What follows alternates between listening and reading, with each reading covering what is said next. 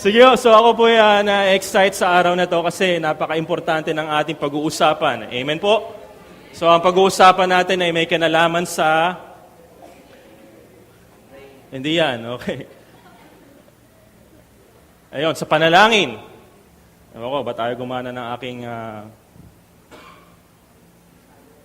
Tayo natin, lalabas yan.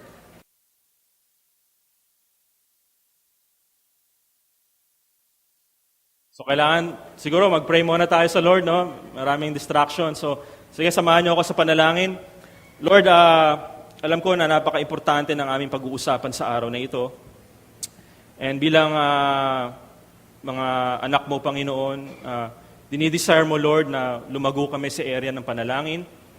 Lord, isa ito sa mga neglected na ministry dito sa church, Panginoon. And personally, Lord, medyo, alam ko, karamihan sa amin nag-struggle din sa area na ito. So we pray, Lord, na sa araw na ito,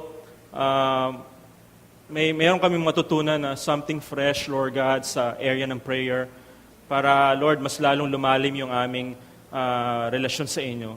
So, Lord, gabayan niyo po kami sa mga matututunan namin. I pray na may apply namin to sa aming mga buhay. Salamat po sa pangalan ni Jesus. Ayan. Amen. Okay, so... Ang ating series ngayong July, so buong July nyo po ako makikita dito sa harapan. Okay? Kasi si Pastor Bong po, saka si Pastora Gina, 2 buwan po sila mawawala dito sa di naman sa RLCC US na kasi tayo eh. So dito lang sa center natin, no? Alam ko mamimiss natin sila. Namimiss niyo na po ba sila, Pastor, ngayon? Ayan. So ako rin namimiss ko na si Pastor, kaya nga tinext ko siya kanina, Pastor, pasalubong. Ayan. So ang ating series ngayon ay Only Call, so Connecting to God 24/7. So naniniwala po ako na tayo bilang mga anak ng Panginoon, napaka-importante na ma-develop sa atin yung prayer life, no? And alam ko rin na ito yung isa sa pinakamahirap na discipline bilang isang Kristiyano, no? So marami nag-i-struggle dito sa area na ito. And just to share something, bago tayo magpatuloy sa aking i-share ngayon. So, ako po 5 taon ng kasal. Ayan. Yun, no? So, sa 5 taon na ako po'y kinasal, nung mga unang taon talaga naman, napaka-sweet, talaga naman, wow.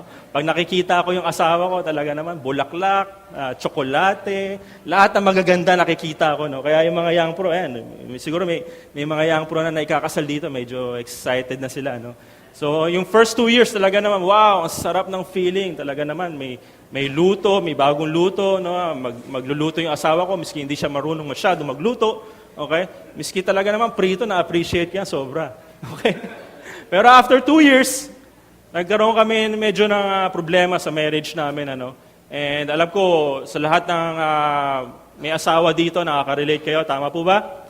So sa pagiging mag-asawa, nagkakaroon talaga ng problema. At isa sa mga reason ng problema namin ay may kinalaman sa area ng pag-communicate. Okay? Kasi alam nyo naman na ako po ay, siguro sa mga nag-personality development test dito, meron tayong, di ba, DISC. Sino rito nakakaalam nun? Ayan, so majority ng mga young people. So, ako po kasi ay S. Tapos yung misis ko po S. Okay? So, kami mag-asawa, dahil pares ng aming personality, pag S po kasi hindi kami masyado palasalita eh. Okay? Hindi kami masyadong open eh. So, nung mga unang taon, talaga naman, lagi kami nag-uusap. Pero nung nagpo-progress na yung aming marriage, so, yun nga, hindi na kami masyado nakakapag-usap na maayos. Okay? Hindi na kami masyado, hindi yung usap na tipong mabababaw, tipong malalalim na usapan. Kasi yun ang importante sa pag-aasawa eh. Amen? So, na-recognize ko kapag nag-asawa ka, o pag meron kang karelasyon, napaka-importante ng komunikasyon. Amen po ba? Nakakita na ba kayo ng isang relasyon na develop pero hindi nagko-communicate? Nakakita na ba kayo noon? Hindi pa. Okay? Marami sa mga young professionals dito makaka-relate, di ba? So dahil laging magka-text, dahil laging magkausap, nadidevelop yung loving feelings. Tama ba young professionals? Hindi daw totoo. Sabi ni Batin, hindi totoo yan. Okay? So antayin natin ma-inlove si Batin, ha? Okay. So pag tinanong ko kung sino yung ni Batin, tatanungin ko, Batin, Yung sino man yung guy na yun, kamusta? Lagi ba kayo nag-uusap? Oo, lagi kami nag-uusap. Okay, so, napaka-importante ng komunikasyon, no? Sa pag-ibig o sa relationship. And ako na-experience ko, pag di ka masyado nagko-communicate o kayo bilang mag-asawa, hindi kayo masyado nag-uusap, maapektuhan yung relasyon mo doon sa taong kinakasama mo o asawa mo. Amen? So ganun din tayo sa ating spiritual na buhay. Pag hindi tayo masyado nagko-communicate sa Panginoon at ang paraan natin para mag-communicate para sa Panginoon ay panalangin. Amen? Sabi ni Wayne Grudem, isa sa mga paborito kong theologian, okay, hindi Nicologian, theologian. So sabi dito, prayers, personal communication with God. Okay? Ang panalangin daw ay yung personal na komunikasyon sa Panginoon. So pag hindi ka masyado nagpe-pray, naniniwala ko na medyo magiging mababaw ang yung spirituality. Kasi importante yan eh. No? Sinabi ko nga sa inyo kanina, hindi mag-grow ang relationship kung hindi ka masyado nagko-communicate. At ikaw rin bilang isang Kristiyano, hindi ka mag-grow sa Christian life mo kung hindi ka masyado o hindi mo dinidevelop sa life mo yung prayer. Amen? And alam ko, personally, share ko lang sa inyo, nung nag-i-start pa lang ako bilang isang Kristiyano, struggle talaga ako sa prayer eh. Siguro makaka-relate din kayo sa akin. And one time, siguro naalala ko, no, lagi ko kasi sinasabi, doon kasi sa bahay namin before, nung wala pa akong asawa, mabagulo kasi sa amin, daming tao, daming mga pamangkin ko nandoon. Kaya sinasabi ko sa mga kapatid ko, ate o kuya, huwag kayong papasok sa kwarto Kasi tinatanong nila, ang gagawin mo sa kwarto? Basta magpipray lang ako saglit. Okay? So nung pumunta na ako sa kwarto, and alam nila na nagpipray ako, so nung pumasok na yung kapatid ko, nakita niya ako doon, natutulog. Okay? So tinanong ako ng kapatid ko, akala ko ba nagpipray ka? Oo, nagpipray ako sa panaginip. Nangusap sa akin ng Panginoon sa panaginip. So excuse na lang yon. Pero nakatulog talaga ako. No? Sino rito naka-experience ng gano'n, na nagpipray tapos biglang nakatulog?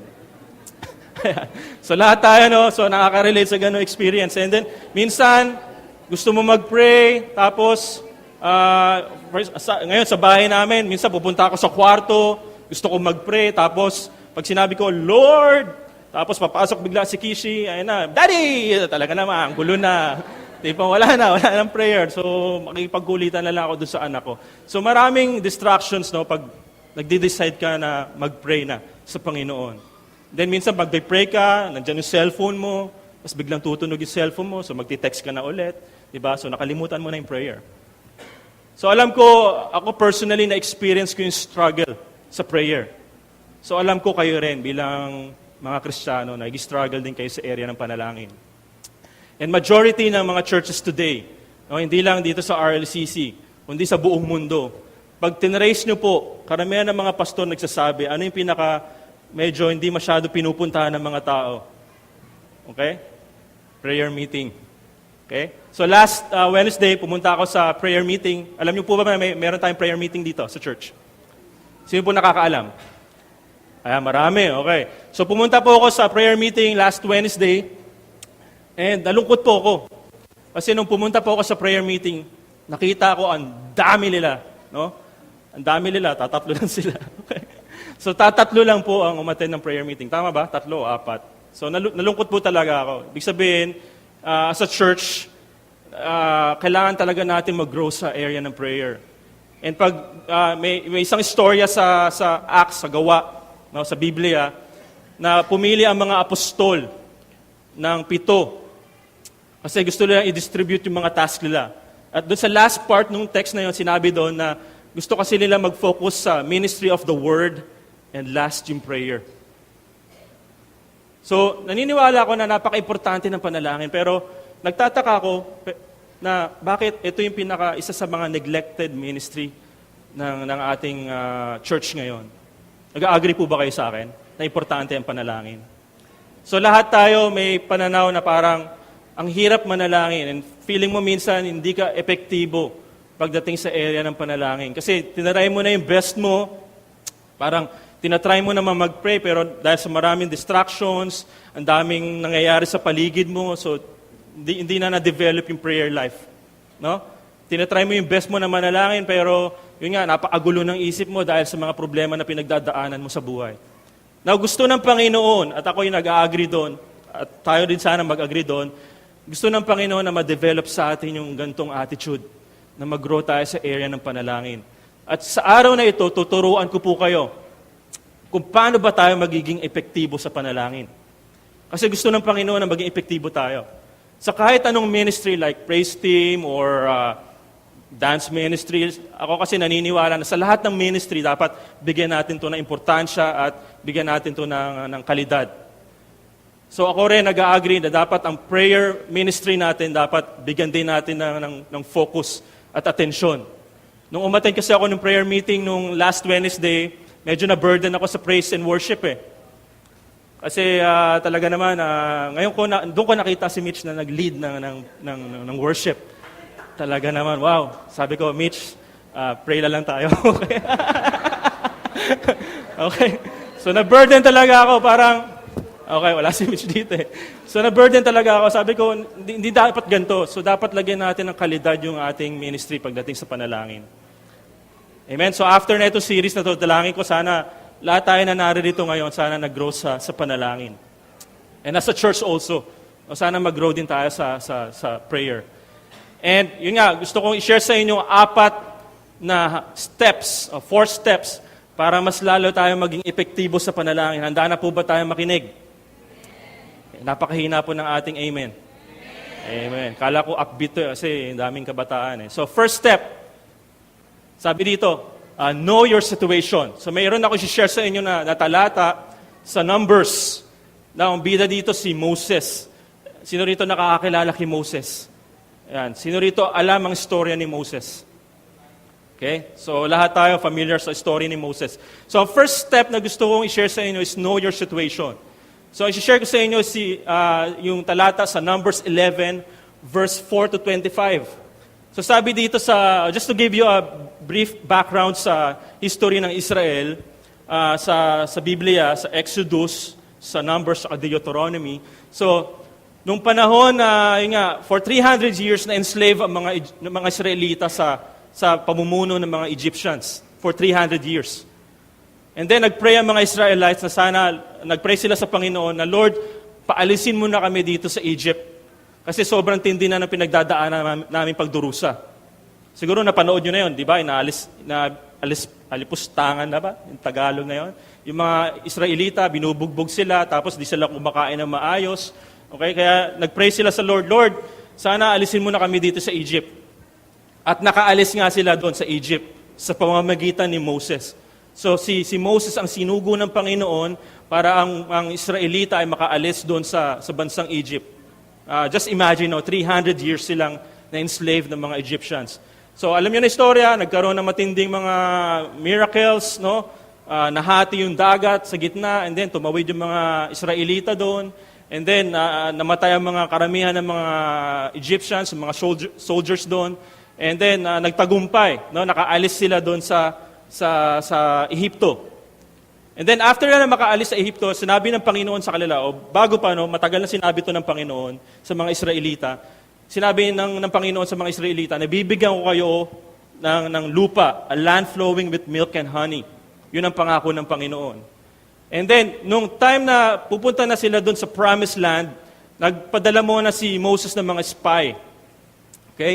And then, nung dumating yung mga spy doon sa mismong lugar, medyo nabalitaan nila, sinabi nila kay Moses na, Moses, medyo tagilid tayo dito.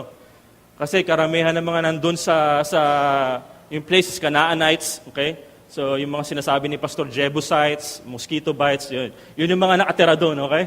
So, nung pumunta sila roon, medyo umurong sila kasi nakita nila mga tao doon, mga NBA players. Ipok ang lalaki, okay?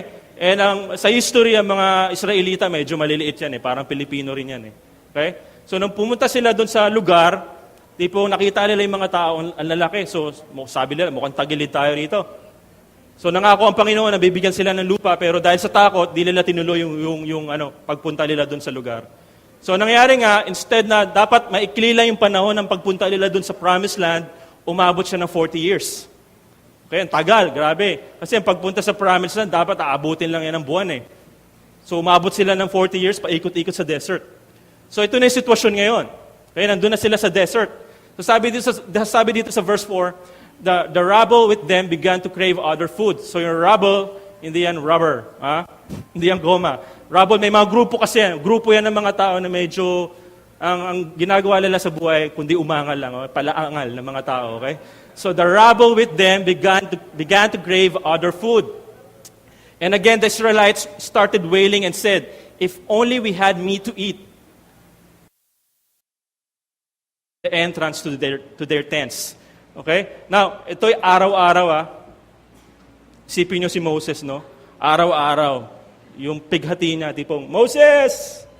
Pork chop naman dyan, pork chop. Okay. Ayoko na naman So araw-araw yun talaga naman. Gusto namin ng meat. Ayaw na namin na itong parang wafer na to. Araw-araw ba naman talaga naman. So naunawaan ko rin yung dinadaanan ng mga Israelita.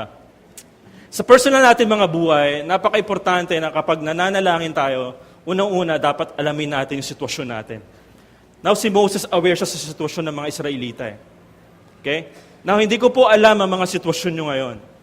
Siguro yung iba sa inyo rito kapos sa pera, or yung iba sa inyo rito, yung family nyo, or isa sa mga kamag-anak nyo may sakit, or meron kayong conflict, okay? May relational conflict kayo. Now, isa sa mga epektibong paraan para mag-grow ka sa area ng prayer, alamin mo yung sitwasyon mo. Kasi meron nga ako nabasa na isang book, sabi doon, if there's attention, God is calling your attention. Okay? Pag meron daw tensyon na nangyayari sa buhay mo, si Lord, kinukuha niya yung atensyon mo. So, yung mga negative experiences natin sa buhay natin, that is an opportunity na makita natin kung ano ba yung ginagawa ng Panginoon sa gitna ng mga pagsubok na pinagdadaanan natin.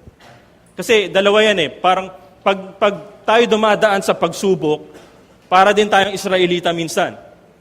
No? Instead na, alamin natin kung ano yung tinuturo ng Panginoon sa atin, ginagawa natin, lagi tayo nag-grumble. O lagi tayong umaanga. Lord, bakit nangyayari ito sa akin? Bakit ganito, ganyan? So, para tayong Israelita minsan. And sana maging tugon natin para si Moses. Si Moses, alam ko, medyo, mamaya malalaman natin sa panalangin niya, na yung prayer niya hindi masyado positibo sa dating niyo siguro.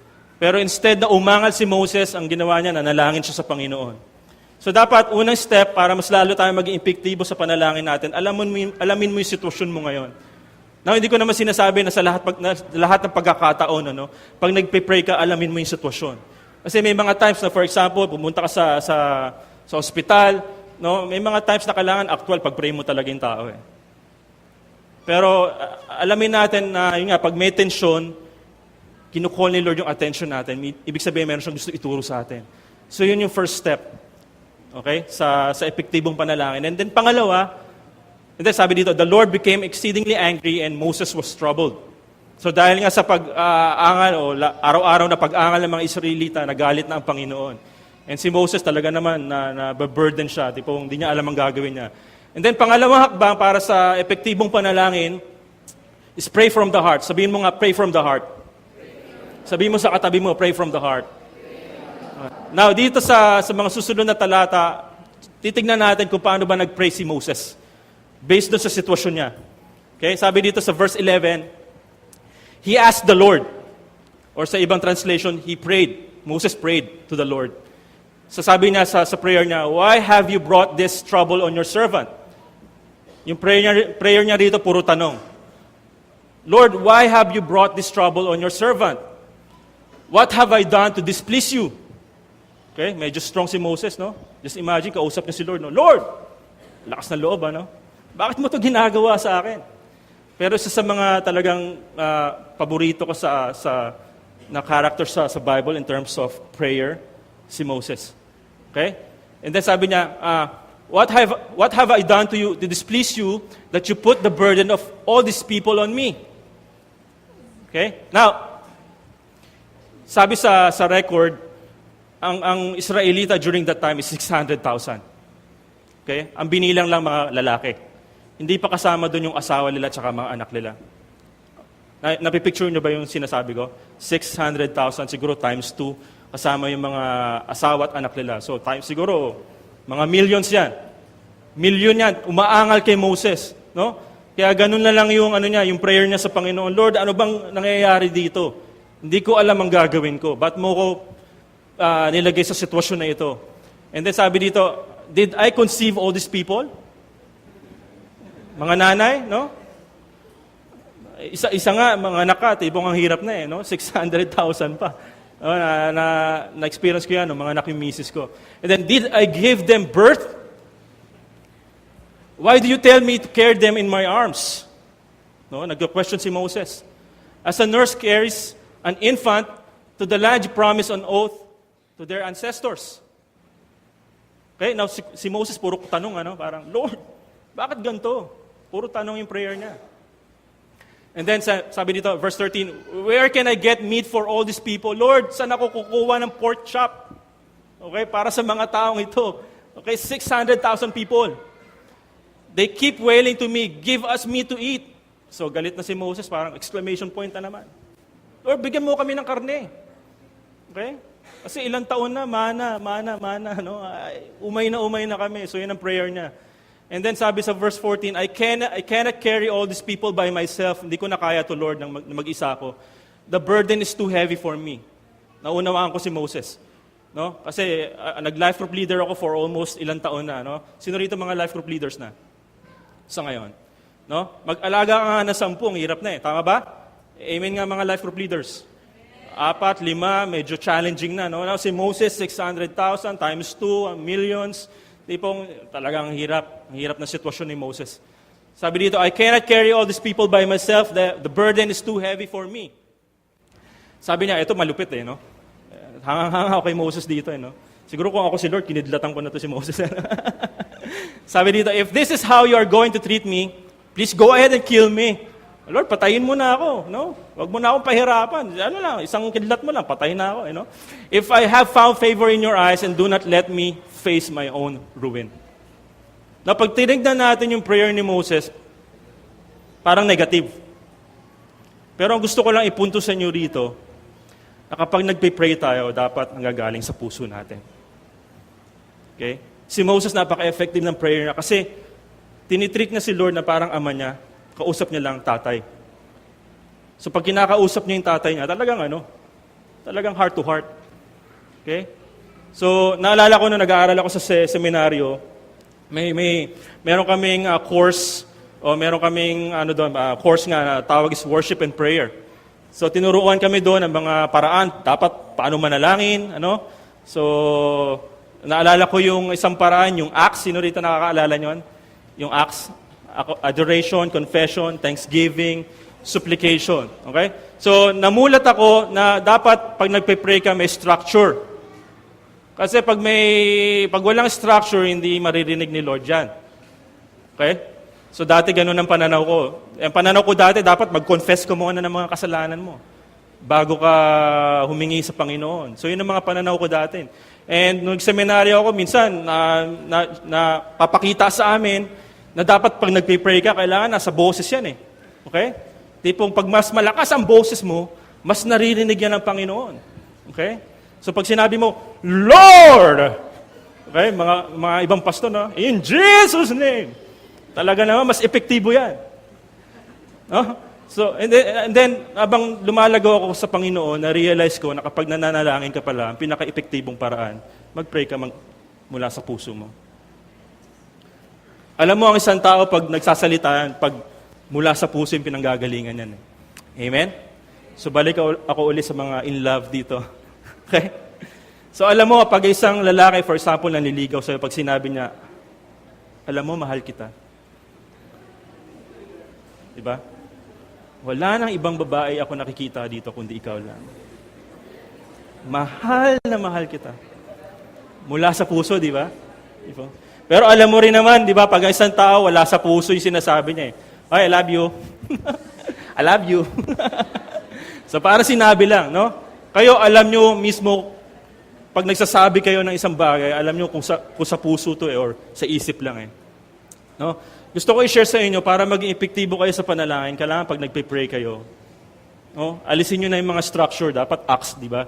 So dapat sa boses yan. No? Alisin nyo yung mga bagay na yun. Dapat pag nag-pray kayo from the heart. At ina-apply, ako, nung natutunan ko to talagang ina-apply ko na to sa prayer life ko. Pag nagpe-pray ako sa Lord, minsan kausap ko si Lord, Tay, sinasabi ko, Lord, Tay, Ama. Sinasabi ko talaga na parang tatay ang kausap ko. Hindi parang Lord na malaki, na parang hindi ko maabot. Okay? Sabi ni Saint Augustine, okay? True, whole prayers, nothing but love. So pag mahal mo ang isang tao, makikita yan sa pananalita niya.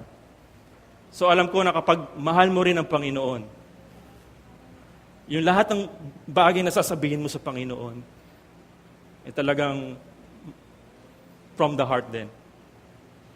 Okay? Ang panalangin talaga ay may kinalaman sa pag-ibig yan eh. Amen? So yun yung pangalawang step, no? Ano yung first step? Sige nga.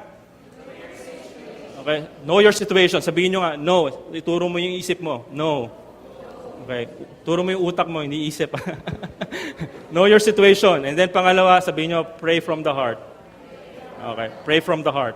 And then, number 3, so nakita natin kung paano mag-pray si Moses. Napaka-epektibo. Sabi dito, listen to God's voice. Verse 16 and 20, sabi dito.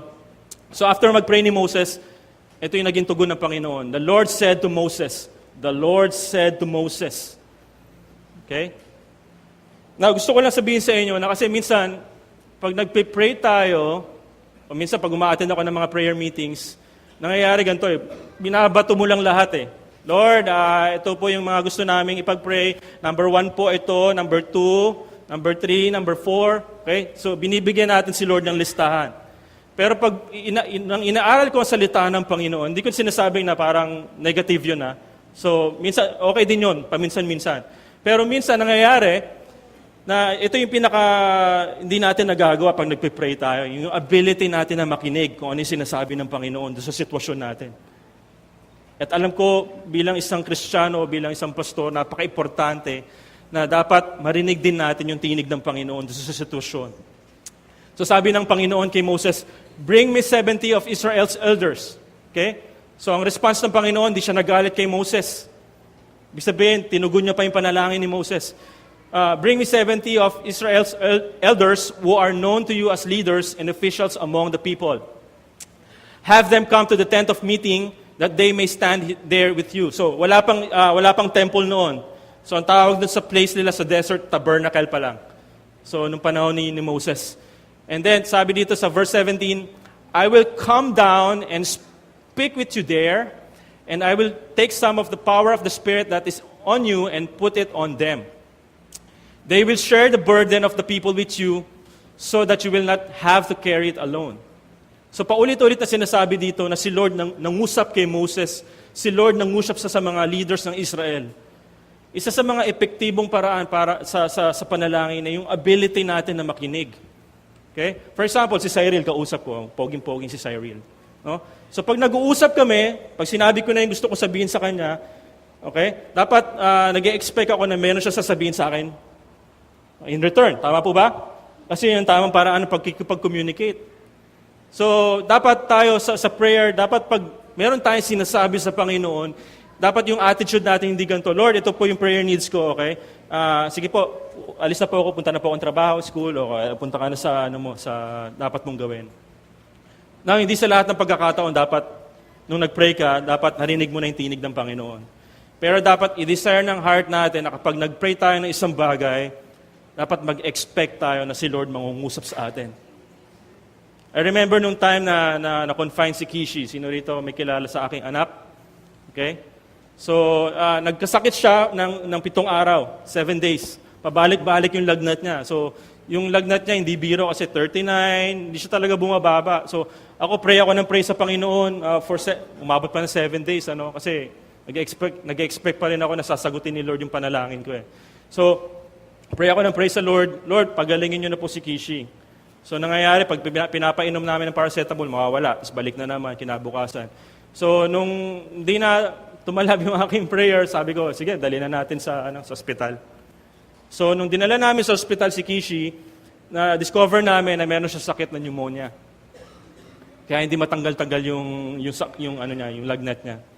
So sinabi ng doktor, so kailangan na siya i-confine.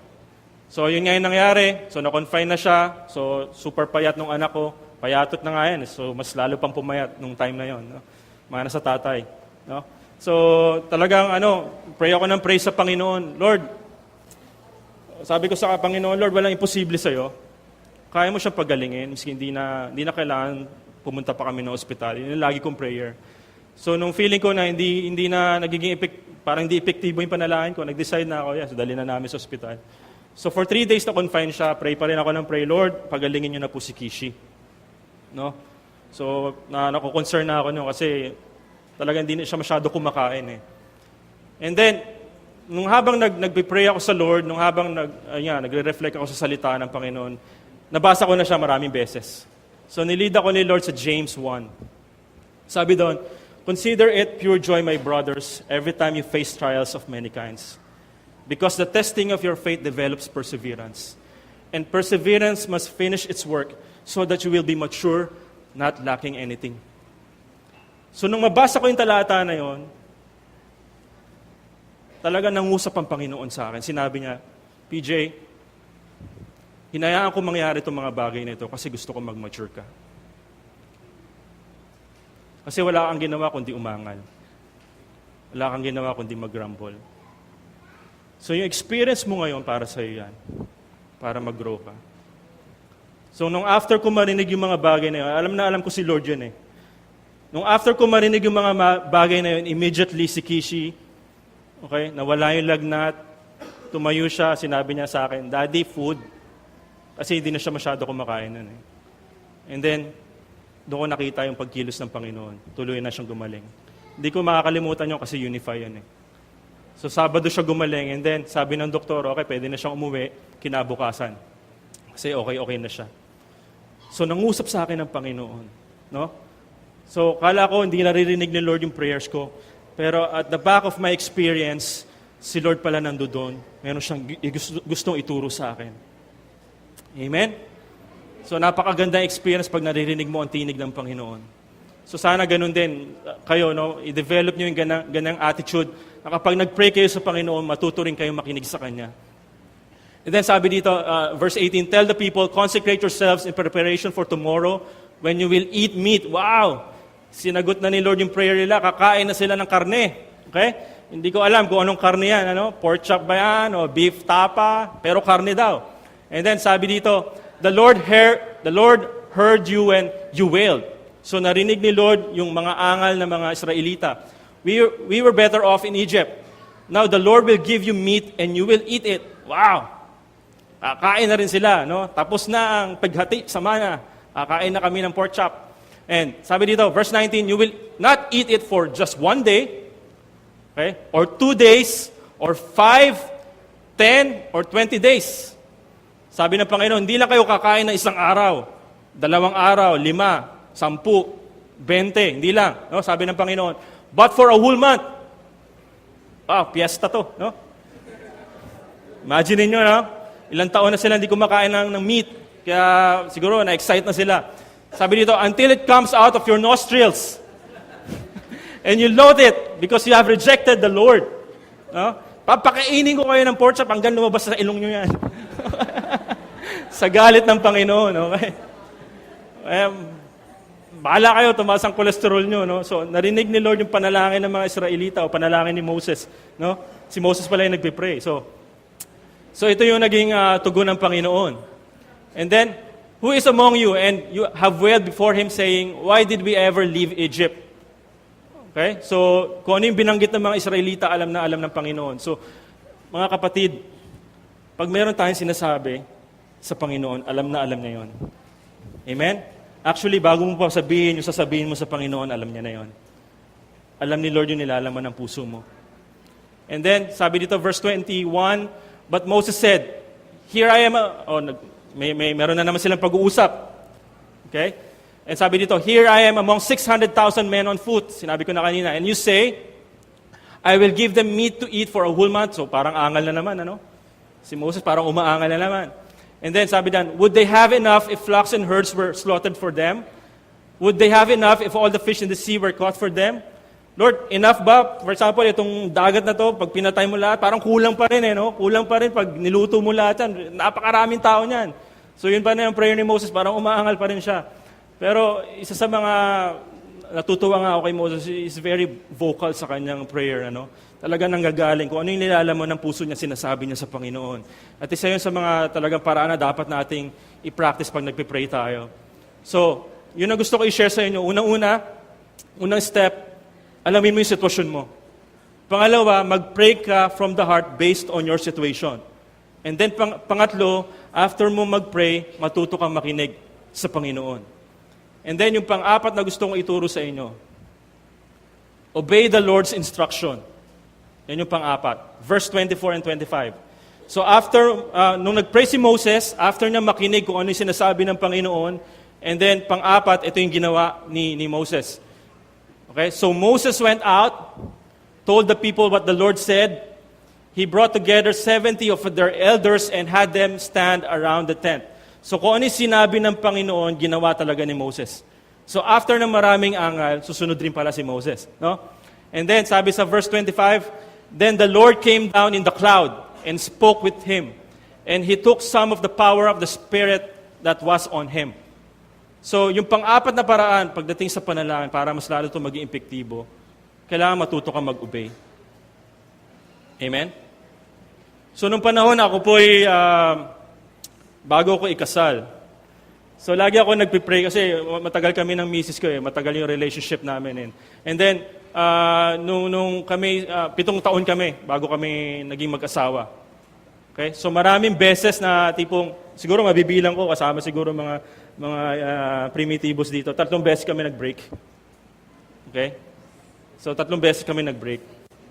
And then nagpe-pray ako sa Lord, Lord, si Bujing ba talaga yung para sa akin? Yon, kinikilig ng mga young pro. Okay? So nag-seek ako sa Panginoon, Lord, siya ba talaga? And then naging clear sa akin na in spite of mga conflicts namin, naging clear sa akin, sinabi ng Panginoon, yes, siya yung para sa'yo.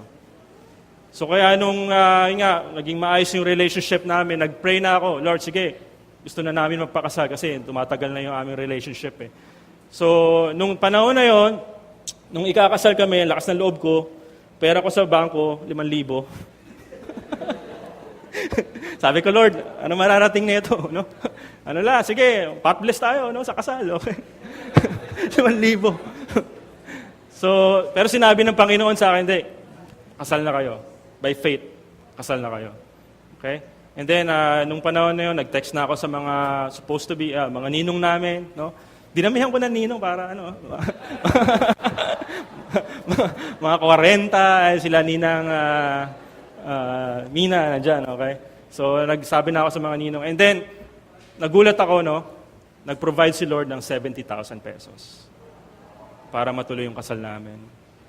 Okay? So, malinaw sa akin na, Lord, ito yung pinapagawa mo sa amin. Go. 5,000 pera ko, walang imposible sa inyo. Go pa rin. Pag may sinabi si Lord, kailangan mo mag-obey. Amen? So para maging epektibo tayo sa panalangin, unang-una, sabihin mo nga, okay? Turo mo yung utak mo. Know your situation. Okay? Pray from the heart. Listen to God's voice. Okay? Obey the Lord's command. Okay?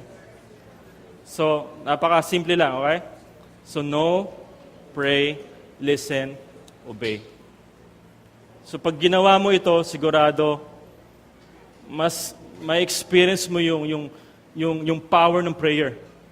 Kasi minsan, hindi tayo nagiging epektibo kasi hindi natin nararanasan itong mga bagay na ito. So, ang gusto ko lang iiwan sa inyo, sa araw na ito, to be effective, our relationship with Jesus must always be active. So para mas lalo maging epektibo ang panalangin natin, kailangan yung relasyon natin sa Panginoon, lagi natin siyang dinidevelop. Kasi pag pinabayaan mo yung relasyon mo sa Panginoon, sigurado yung prayer life mo, yung quiet time mo, maapektuhan yan. So tayo mga Kristiyano, i-base lagi natin ang ating relasyon sa Panginoon sa pamamagitan ng malalim na relasyon sa Kanya. Kasi pag dinevelop natin yung strong relationship natin sa Lord, napaka-easy na sa atin, napakadali na sa atin para manalangin. Kasi meron kang communication sa Panginoon. Amen? Meron po ba tayo natutunan sa araw na ito pagdating sa prayer? And hopefully sana ma-apply natin to sa ating mga buhay. Tayo po yung magsitayo.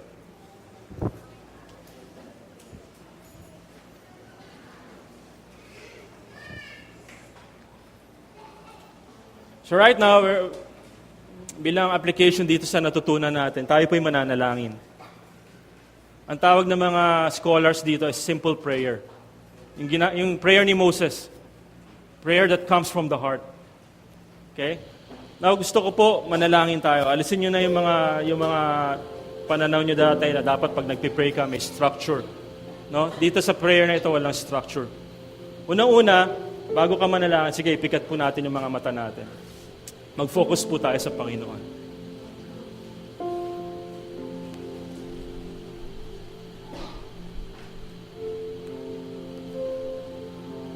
Now, gusto ko sa oras na ito, alamin mo yung sitwasyon mo.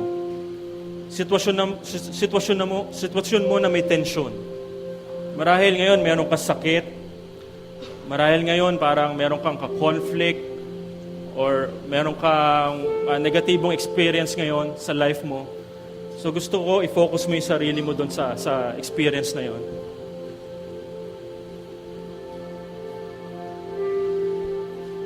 Ito yung sitwasyon na hindi ka lagi mapalagay.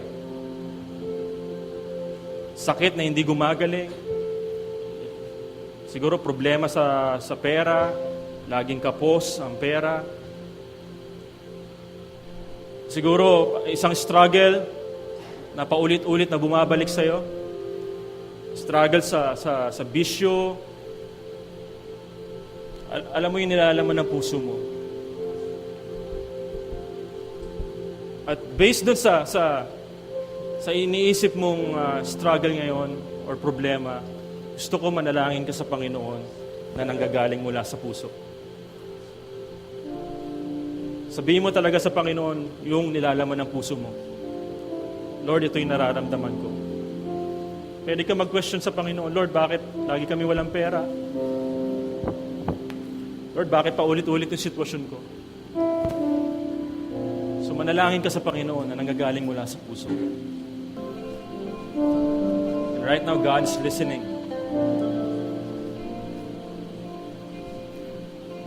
Bago ka pa mag-pray, alam na ni Lord yung sitwasyon mo. Just verbalize it. Sabihin mo sa Lord, Lord, ito yung nararamdaman ko.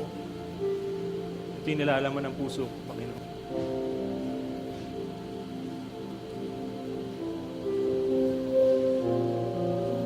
Marahil, gusto mo nang lumipat ng trabaho, i-ask mo sa Lord yan, Lord, please do help me.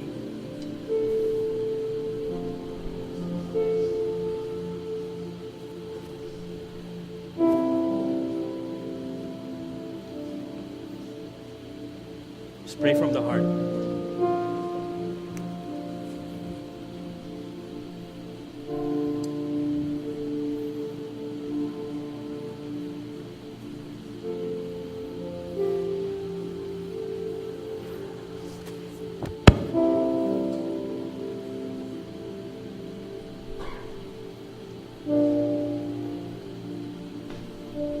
Let's continue to worship the Lord.